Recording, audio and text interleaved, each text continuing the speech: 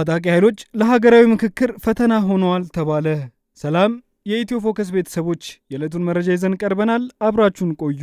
ፋኖና ኦሮሞ የነጻነት ሰራዊትን ጨምሮ ከመንግስት ጋር የሚዋጉ ታጣቂ ኃይሎች ሀገራዊ መግባባት ለማምጣት በታቀደበት የምክክር ሂደት እንዲሳተፉ ከዚህ ቀደም ተደጋጋሚ ጥሪዎች ሲቀርቡ ቆይተዋል።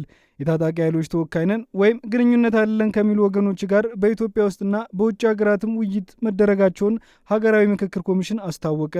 ታጣቂ ኃይሎችን የተመለከቱት ውይይቶች የተደረጉት ከፖለቲካ ፓርቲዎች፣ ከሃይማኖት ተቋማት፣ ከምርጫ ቦርድ፣ ከሚዲያዎች፣ ከፌዴራልና የክልል የስራ ኃላፊዎች፣ ከሲቪክስ ማህበራት፣ ከተለያዩ ሀገራት ኤምባሲዎች፣ ዓለም አቀፍ ቀይ መስቀልን የመሳሰሉት ተቋም ጋር ጭምር ነው።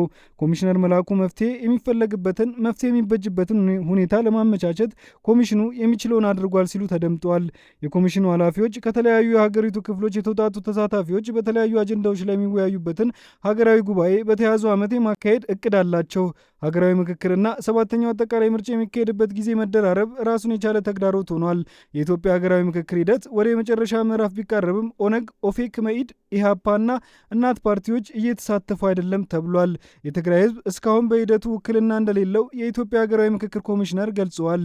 ሂደቱ የገጠሙት ተግዳሮቶች አብዛኞቹ ፖለቲካዊ መሆናቸው ዋና ኮሚሽነር መስፍን አርአያ ተናግረዋል። ከተጀመረ 3 ዓመታት ከመንፈቅ ገደማ ያስቆጠረው የኢትዮጵያ ሀገራዊ ምክክር ሂደት የመጨረሻ ምዕራፍ ላይ መድረሱን ሂደቱን የሚመሩ ኮሚሽነሮች ገልጸዋል። በሂደቱ ሀገራዊ ምክክር ጉባኤ ለመጥራት ጫፍ ላይ ቢደርሱም መፍትሄ የሚፈልጉ በርካታ ችግሮች መኖራቸውን የኢትዮጵያ ሀገራዊ ምክክር ዋና ኮሚሽነር መስፍን አርአያ ባለፈው አርብ ከፖለቲካ ፓርቲዎች ጋር በተደረገ ውይይት ላይ ተናግረዋል። ሀገራዊ ምክክሩ ሂደት እስካሁን በደረሰበት ምዕራፍ ያጋጠሙትን ችግሮች የዘረዘሩት ዋና ኮሚሽነሩ አብዛኞቹ ፖለቲካዊ በመሆናቸው ፖለቲካዊ መፍትሄ ያስፈልጋቸዋል ብለን እናምናለን ሲሉ ተደምጠዋል። የትግራይ ህዝብ ውክልና ለማግኘት የኮሚሽኑ ኃላፊዎች ከጊዜ ጋር ሩጫ ውስጥ እንዲገቡ ካደረጓቸው ጉዳዮች አንዱ መሆኑን ኮሚሽነር መላኩ ወልደ ማርያም ተናግረዋል። የትግራይ ህዝብ በምክክሩ ሂደት እንዲካተትና ትርጉም ያለው ተሳትፎ እንዲኖረው የኢትዮጵያ ፌዴራል መንግስትና ህወሓት ግጭት የማቆም ስምምነት ከተፈራረሙ በኋላ ኮሚሽኑ የተለያዩ ጥረቶች ሲያደርግ መቆየቱን ኮሚሽነር መላኩ ገልጿል።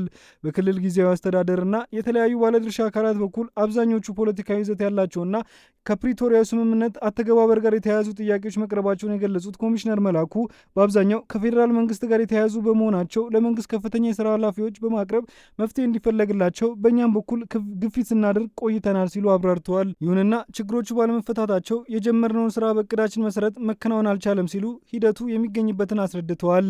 በዚህም ሳቢያ በሌሎች የኢትዮጵያ ክልሎች የተከናወነው የተሳታፊ ልየታና የአጀንዳ ማሰባሰብ ስራ በትግራይ አልተከናወነም። የኮሚሽኑ ኃላፊዎች ከኢትዮጵያ የፖለቲካ ፓርቲዎች 80 በመቶ ያህሉ በምክክር ሂደቱ ተካተው ንቁ ተሳትፎ እያደረጉ መሆናቸውን ገልጸዋል።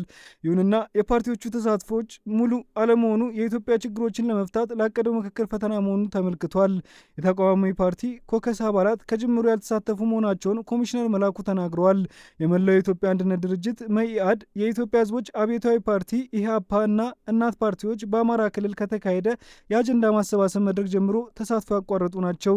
የኦሮሞ ነጻነት ግንባር፣ የኦሮሞ ፌዴራላዊ ኮንግረስ፣ መኢአድ፣ ኢህአፓ እና የእናት ፓርቲ አመራሮችን ወደ ኢትዮጵያ ሀገራዊ ምክክር ኮሚሽን ጽህፈት ቤት በመጥራት በሚያነሷቸው ጉዳዮች ዙሪያ ንግግር መደረጉን ኮሚሽነር መላኩ ጠቅሷል። አብዛኞቹ የሚያነሷቸው ጉዳዮች ከሀገራዊ ምክክር ኮሚሽን ጋር የተያያዘ አይደለም። አብዛኞቹ የሚያነሷቸው ጉዳዮች ከመንግስት ጋር የተያያዙ ጉዳዮች ናቸው ሲሉ አስረድተዋል። የፖለቲካ ፓርቲዎች ስጋቶች በተመለከተ የኢትዮጵያ ሀገራዊ ምክክር ኮሚሽን አስፈላጊውን ነገር ለማድረግ መሞከሩን የገለጹት ኮሚሽነሩ ይሁንና ተቋሙ ውሳኔ ሰጪ አካል ባለመሆኑ መፍትሄ ሊያበጅላቸው እንደማይችል ጠቁመዋል። በሂደቱ የማይሳተፉ የፖለቲካ ፓርቲዎች በሀገሪቱ የተለያዩ አካባቢዎች በመካሄድ ላይ የሚገኙ ግጭቶች መቆም አለባቸው፣ በፖለቲካ አመለካከታቸው ምክንያት የታሰሩ የፖለቲካ እስረኞች መለቀቅ አለባቸው የሚል አቋም እንዳላቸው ኮሚሽነር መላኩ ተናግረዋል። ከሀገራዊ ምክክር በፊት በመንግስትና በፖለቲካ ፓርቲዎች መካከል ፖለቲካዊ ድርድር መደረግ አለበት የሚል ሀሳብ ለኮሚሽኑ ቀርቦለታል። የወላይታ ብሔራዊ ንቅናቄና አረና ትግራይ ለዲሞክራሲና ለሉዓላዊነት ጨምሮ 10 ተቃዋሚ የፖለቲካ ፓርቲዎችን ግን ከምርጫው በፊት ብሔራዊ መግባባት መገንባትና በውጭ ሀገራትና በትጥቅ ትግል ላይ የሚገኙትን ጨምሮ ከሁሉም የፖለቲካ ኃይሎችና ባለድርሻዎች ጋር በሚደረግ ሁሉን አካታች ውይይት እርቅ ማውረድ ያስፈልጋል የሚል አቋም አላቸው። ፓርቲዎቹ በሀገሪቱ አንገብጋቢ ጉዳዮች ላይ ሰፊ ውይይትና ድርድር ተደርጎ ስምምነት ላይ ሳይደረስ የሚካሄድ ምርጫ የፖለቲካ ቀውስን ከማባባስ ባለፈ መፍትሄ ሊያመጣ አይችልም ሲሉ አስጠንቅቀዋል። ኦነግ፣ ኦፌክና ህብረ ኢትዮጵያ ዴሞክራሲያዊ ድርጅቶች ጨምሮ 10 የፖለቲካ ፓርቲዎች ከ2 ሳምንታት በፊት በጋራ ያወጡት መግለጫ በመካሄድ ላይ በሚገኘው ሀገራዊ ምክክር እምነት እንደሌላቸው የሚጠቁም ነው። ፓርቲዎቹ ለእውነተኛ ዴሞክራሲያዊ ሽግግር የጋራ የሆነ ፍኖተ ካርታ ለማዘጋጀት መንግስት በአፋጣኝ ሁሉን አቀፍ የፖለቲካ ውይይት እንዲጀምር ጥሪ አቅርበው ነበር። ገዢው ብልጽግና ፓርቲና መንግስት ግን 7ኛው አጠቃላይ ሀገራዊ ምርጫ በታቀደለት ጊዜ ይካሄዳል የሚል አቋም አላቸው። ጠቅላይ ሚኒስትር አብይ አህመድ ሀገራዊ ምክክሩ ግንቦት 24 ቀን 2018 ዓ.ም ሊካሄድ ጊዜያዊ ቀጠሮ ከተያዘለት ምርጫ ጋር ምንም ትስስር የለውም የሚል አቋም እንዳላቸው ለተወካዮቹ ምክር ቤት ተናግረዋል። ምርጫውን የሚያስቆም ምክክር አንፈልግም ያሉት ጠቅላይ ሚኒስትር አብይ ምርጫ ጊዜን ጠብቆ የሚፈጸም ይሆናል ሲል አስረድተዋል። የዕለቱ መረጃ ይህን ይመስል ነበር። ላይክ፣ ሼር፣ ሰብስክራይብ በማድረግ ቤተሰብ ይሁኑ።